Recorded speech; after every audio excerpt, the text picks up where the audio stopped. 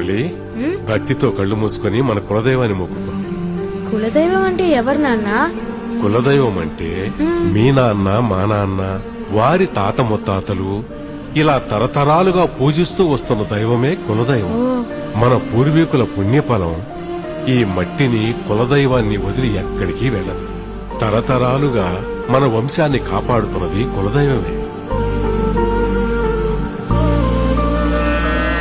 మనకే కష్టం వచ్చినా, మనసు బరువెక్కినా ఒక్కసారి కులదైవాన్ని మొక్కితే చాలు, మన పూర్వీకులందరూ కలిసి మనకు దారి చూపిస్తారు. స్వామి, నాకేం చేయాలో అర్థం కావట్లా. ఎక్కడో దారి తప్పినట్టు అనిపిస్తుంది. నువ్వే నాకున్న ఏకైక దిక్కు. నువ్వే ఒక దారి చూపించు స్వామి.